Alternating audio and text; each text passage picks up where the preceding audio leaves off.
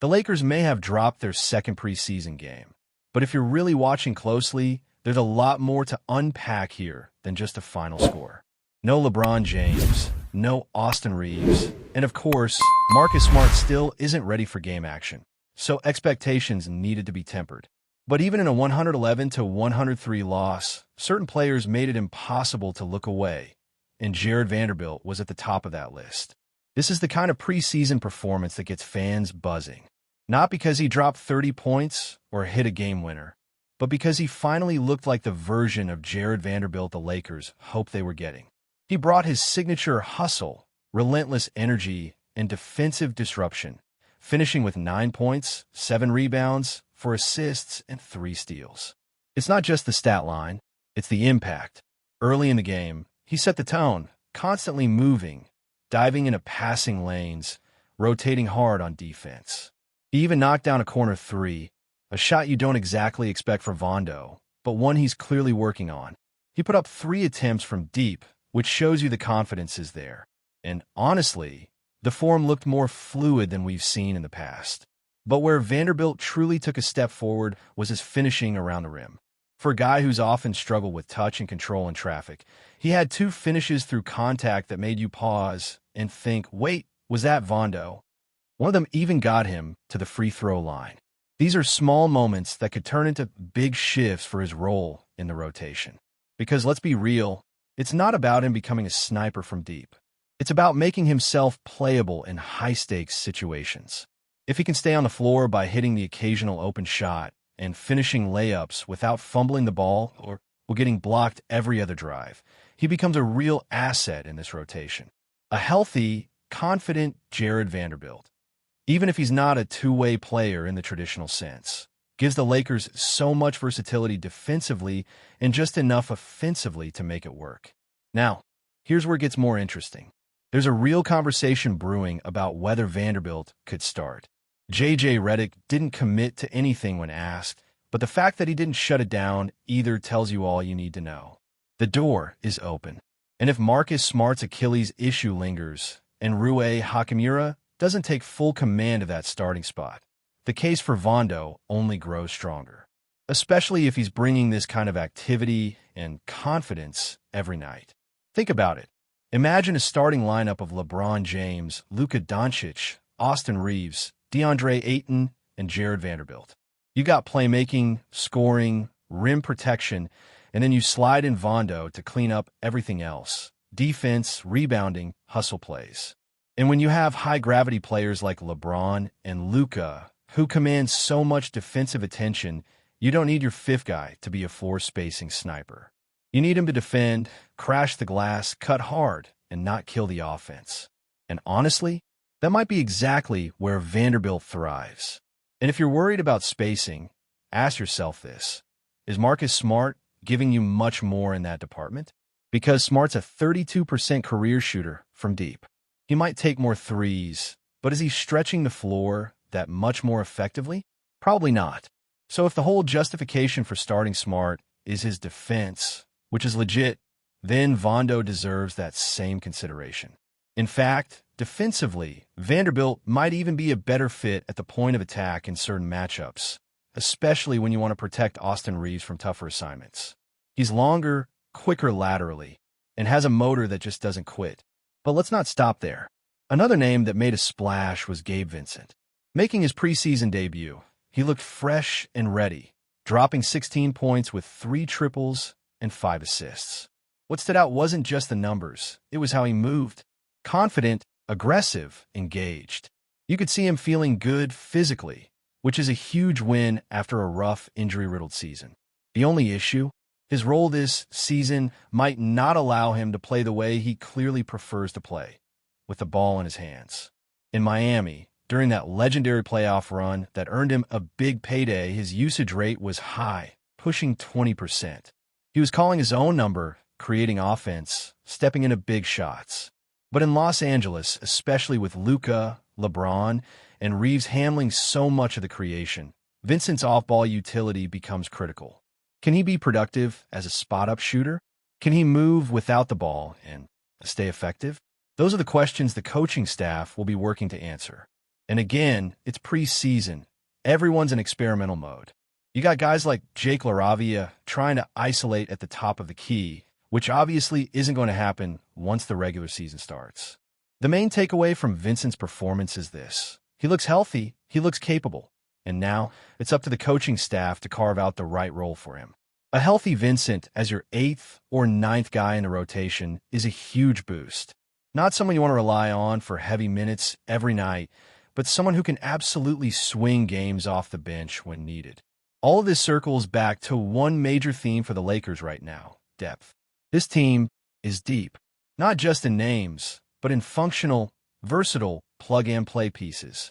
But depth only matters if those guys are healthy and can step into their roles. That's why Jared Vanderbilt's resurgence matters. That's why Gabe Vincent's return to form matters. Because if those pieces fall into place, the Lakers can shift from being a solid top 4 team in the West to a real contender. And then there's DeAndre Ayton. Let's just say it. Ayton is the biggest wild card on this roster. The ceiling raiser. The guy who, if everything clicks, could be the difference between a second-round exit and a trip to the finals.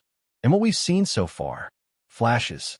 Nothing dominant, but enough to give you a glimpse. 7 points, 7 boards, 2 blocks in just 21 minutes.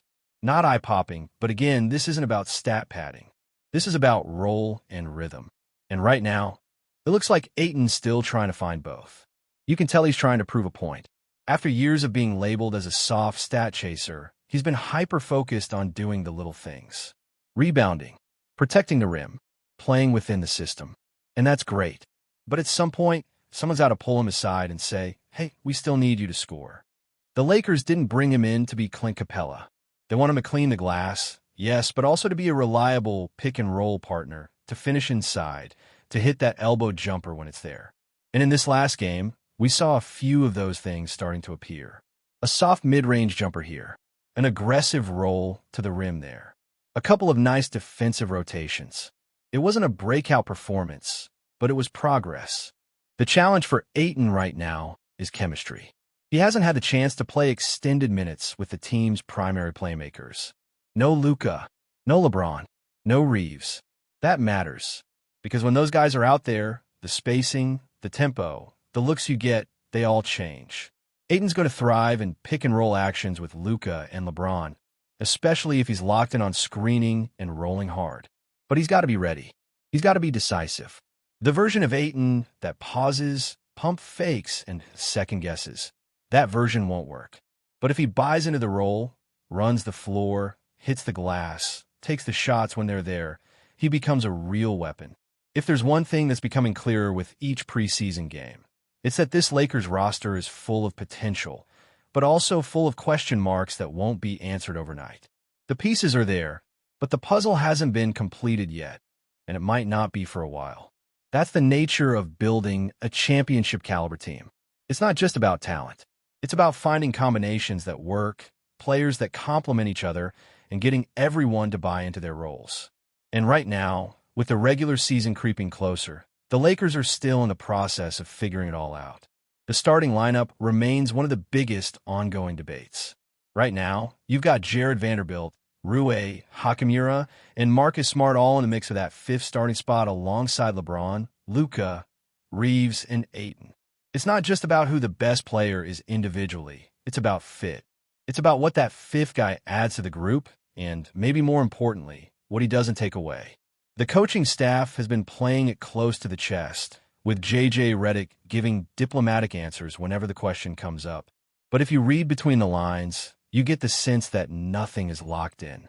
Everyone still has a chance to claim that role, and preseason performances will go a long way in shaping those decisions.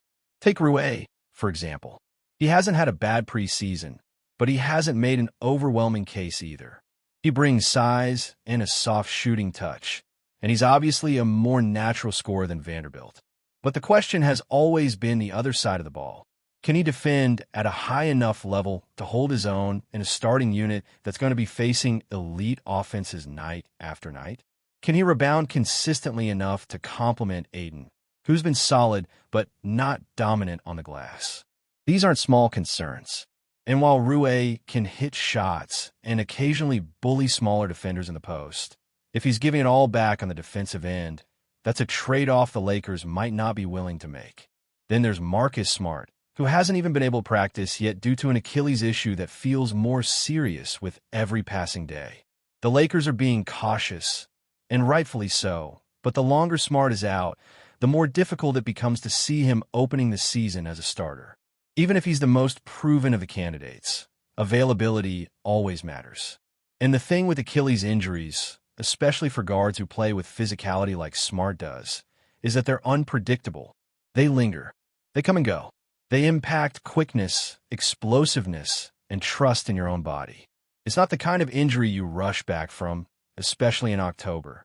And while Smart brings toughness, leadership, and experience, if he's not on the floor, he's not part of the equation, at least not yet. That leaves Vanderbilt as the guy who's quietly climbing in stock.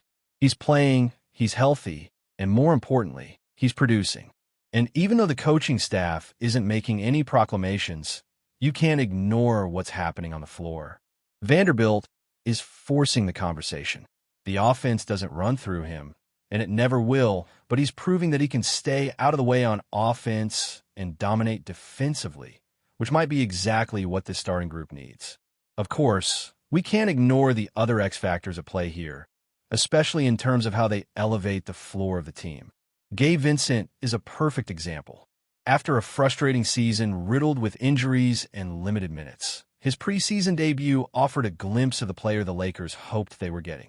Efficient, steady, active on both ends. But there's also this underlying challenge of role.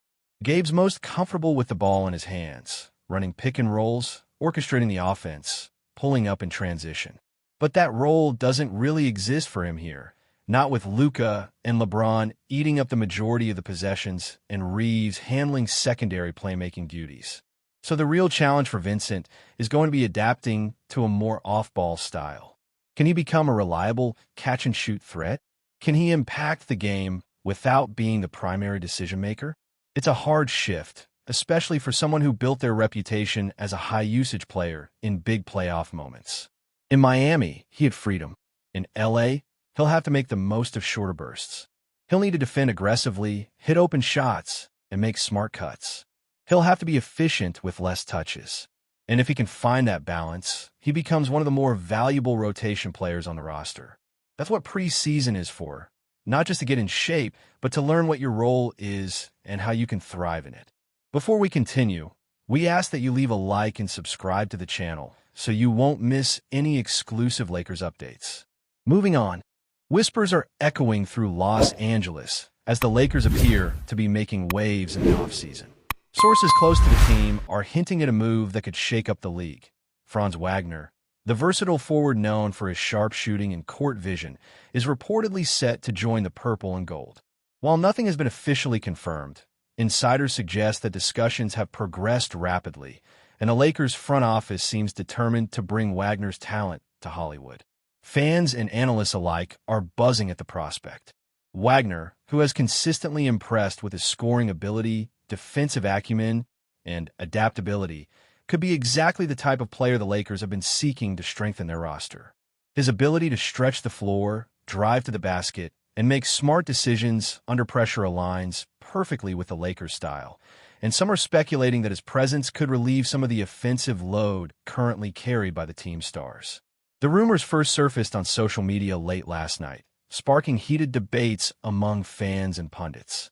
Lakers faithful are already imagining Wagner in the iconic purple and gold, gliding past defenders alongside LeBron James and Anthony Davis. Some insiders even suggest that the team has been quietly negotiating terms, trying to finalize the move before other contenders make a play. Of course, skepticism remains. After all, trades and signings can be unpredictable, but the excitement is palpable. Wagner's potential arrival could signal a new era for the Lakers, one focused on a dynamic, multifaceted offense capable of adapting to any opponent. While the league waits for official confirmation, speculation continues to dominate conversations on sports shows, podcasts, and online forums. Could Fran Wagner be the missing piece that elevates the Lakers back to championship contention? If the rumors hold true, Los Angeles may soon find itself with one of the most intriguing rosters in recent memory. For now, fans can only watch closely, hoping that the whispers transform into reality and that Fran Wagner steps onto the court in purple and gold sooner rather than later. The offseason buzz has never been this electric, and one thing is certain. The Lakers saga is far from over, and the city is ready for the drama. Stay informed exclusively about Los Angeles Lakers news. Subscribe to our channel and hit the like button to keep receiving daily updates. Also, share your opinion on the news in the comments, as your contribution is crucial for the Lakers. Stay tuned for the next video.